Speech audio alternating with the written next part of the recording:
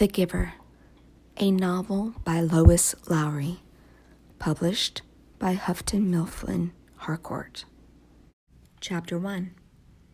It was almost December, and Jonas was beginning to be frightened. No, wrong word, Jonas thought. Frightened meant that deep, sickening feeling of something terrible about to happen. Frightened was the way he had felt a year ago, when an unidentified aircraft had overflown the community, twice. He had seen it both times. Squinting towards the sky, he had seen the sleek jet almost a blur at its high speed go past, and a second later heard the blast of sound that followed. Then, one more time, a moment later, from the opposite direction, the same plane. At first, he had been only fascinated. He had never seen an aircraft so close, for it was against the rules for pilots to fly over the community.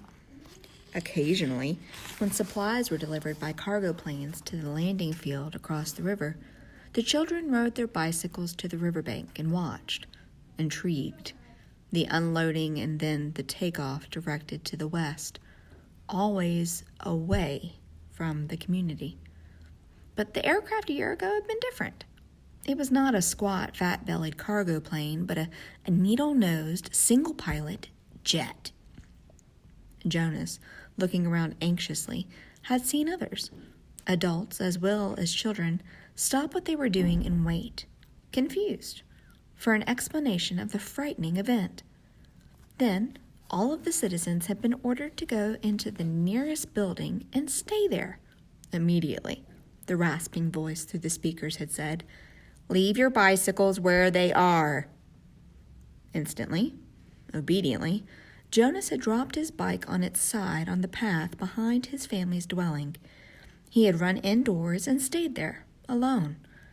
His parents were both at work, and his little sister, Lily, was at the child care center, where she spent her after-school hours.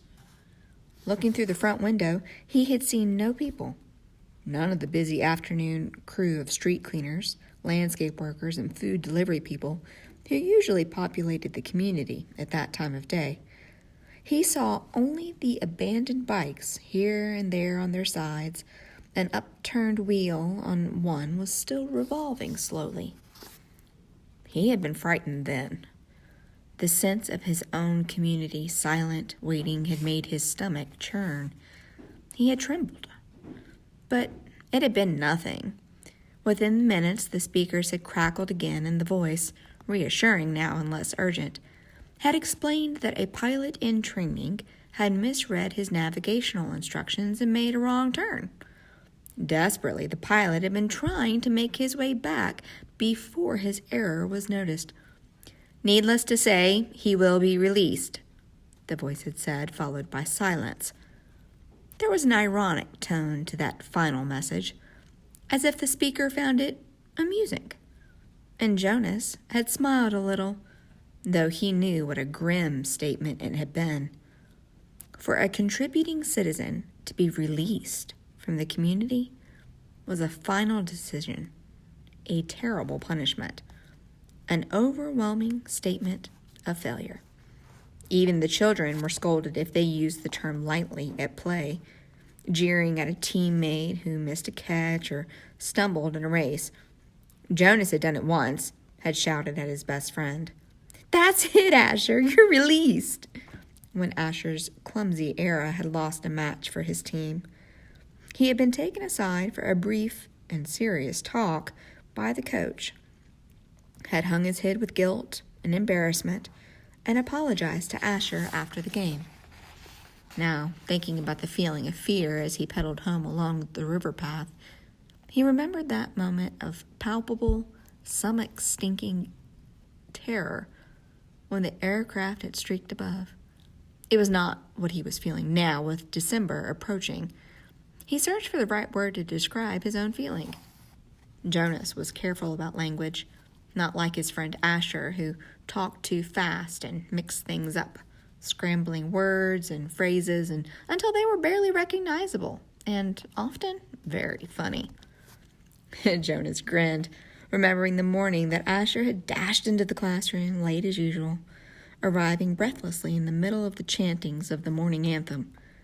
When the class took their seats at the conclusion of the patriotic hymn, Asher remained standing to make his public apology, as was required.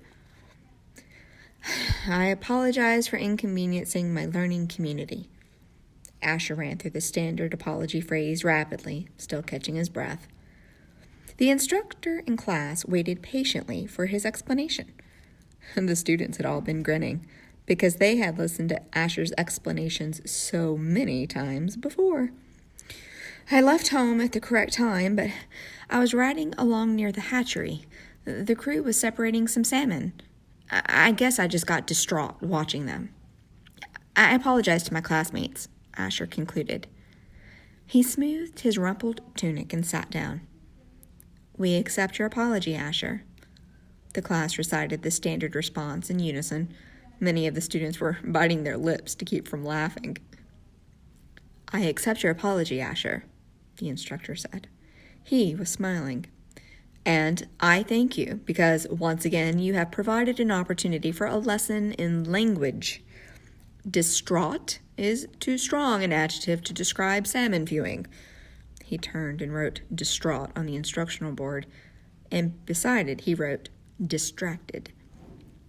Jonas, nearing his home now, smiled at the recollection, thinking still as he wheeled his bike into its narrow port beside the door. He realized that frightened was the wrong word to describe his feelings, now that December was almost here. It was too strong an adjective. He had waited a long time for this special December. Now that it was almost upon him, he wasn't frightened, but he was eager, he decided. He was eager for it to come. And he was excited, certainly. All of the 11s were excited about the event that would be coming so soon. But there was a little shudder of nervousness when he thought about it, about what might happen. Apprehensive, Jonas decided. That's what I am. Who wants to be the first tonight for feelings? Jonas's father asked at the conclusion of their evening meal. It was one of the rituals, the evening telling of feelings. Sometimes Jonas and his sister Lily argued over turns, over who would get to go first. Their parents, of course, were part of the ritual. They, too, told their feelings each evening. But like all parents, well, all adults, they didn't fight and wheedle for their turn. Nor did Jonas tonight. His feelings were too complicated this evening.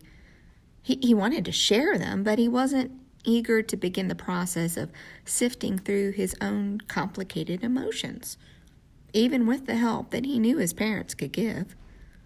You go, Lily, he said, seeing his sister, who was much younger, only a 7, wiggling with impatience in her chair. I felt very angry this afternoon, Lily announced. My child care group was at the play area, and we had a visiting group of 7s. They didn't obey the rules at all. One of them, a male, I don't know his name, he kept going right to the front of the line for the slide, even though the rest of us were all waiting. I felt so angry at him. I made my hand into a fist, like this. She clenched up a fist, and the rest of the family smiled at her small, defiant gesture. Why did you think the visitors didn't obey the rules? Mother asked. Lily considered and shook her head. I don't know. They acted like animals, Jonas suggested, laughing. That's right, Lily said, laughing too. Like animals. Neither child knew what the word meant exactly, but it was often used to describe someone uneducated or clumsy, someone who didn't fit in. Where were the visitors from? Father asked. Lily frowned, trying to remember. Our leader told us when he made the welcome speech, but I can't remember. I guess I wasn't paying attention. It was from another community. They had to leave very early, and they had their midday meal on the bus. Mother nodded.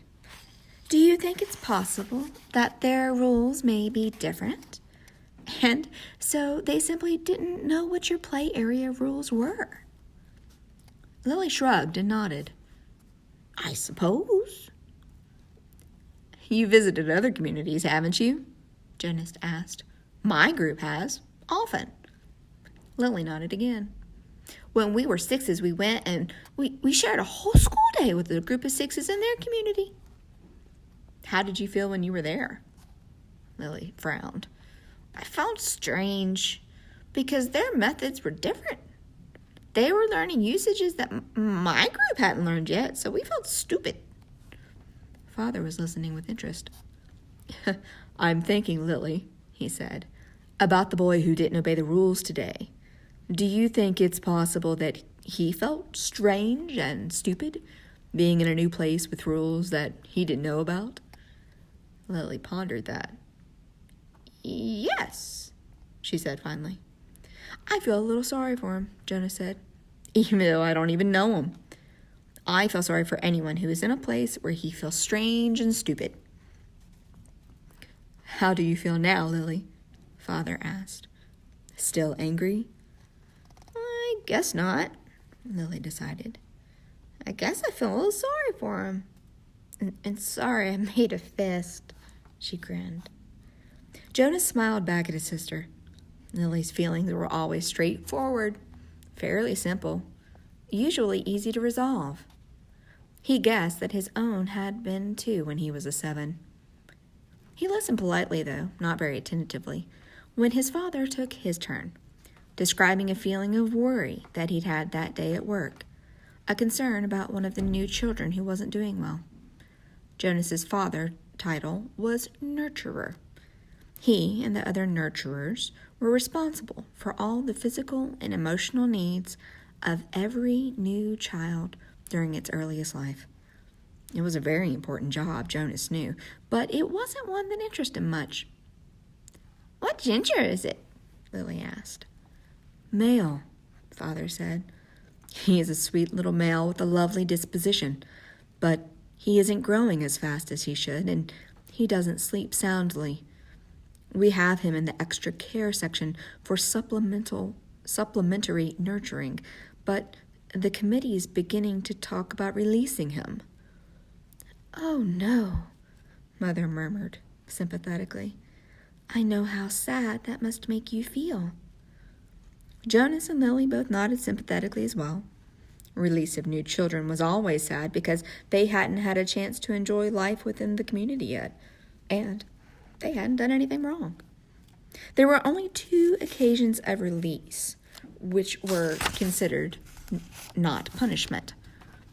Release of the elderly, which was a time of celebration for a life well and fully lived, and a release of a new child, which always brought a sense of, what could we have done? This was especially troubling for the nurturers, like Father, who felt they had failed somehow. But it happened very rarely. Well, Father said, I'm going to keep trying.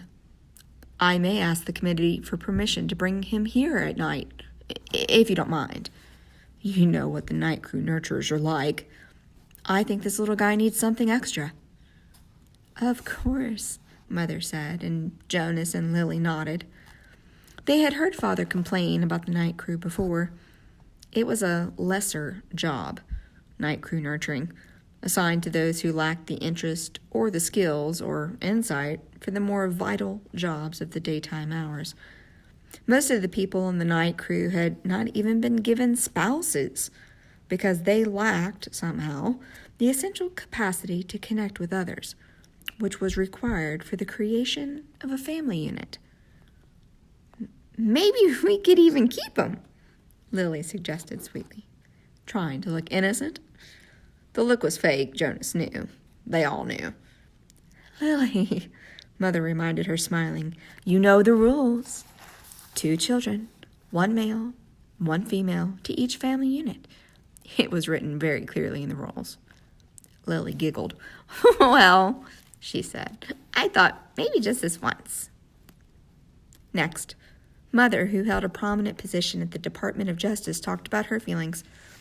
Today, a repeat offender had been brought before her, someone who had broken the rules before, someone who she had hoped had been adequately and fairly punished, and who had been restored to his place, to his job, his home, his family unit. To see him brought before her a second time caused her overwhelming feelings of frustration and anger, and even guilt that she hadn't made a difference in his life. "I feel frightened, too, for him," she confessed. "You know that there's no third chance. The rules say that if there's a third transgression, he simply has to be released." Jonas shivered. He knew it happened. There was even a boy in his group of 11s whose father had been released years before. No one ever mentioned it. The disgrace was unspeakable. It was hard to imagine. Lily stood up and went to her mother. She stroked her mother's arm. From his place at the table, Father reached over and took her hand. Jonas reached for the other. One by one, they comforted her. Soon she smiled, thanked them, and murmured that she felt soothed. The ritual continued. "Jonas," Father asked, "your last tonight?" Jonas sighed. This evening he almost would have preferred to keep his feelings hidden, but it was, of course, against the rules. "I'm feeling apprehensive," he confessed, glad that the appropriate descriptive word had finally come to him. "Why is that, son?" His father looked concerned. I know there's really nothing to worry about," Jonas explained, and that every adult has been through it. I know you have, Father, and you too, Mother, but it's the ceremony that I'm apprehensive about. It's almost December." Lily looked up, her eyes wide. "The ceremony of 12, she whispered in an awed voice. Even the smallest children, Lily's age and younger, knew that it lay in the future for each of them. "I'm glad you told us of your feelings," Father said. "Lily," Mother said, beckoning to the little girl, "go on now and get into your night clothes. Father and I are going to stay here and talk to Jonas for a while." Lily sighed, but obediently she got down from her chair. "Privately?" she asked. Mother nodded. "Yes," she said, "this talk will be a private one with Jonas."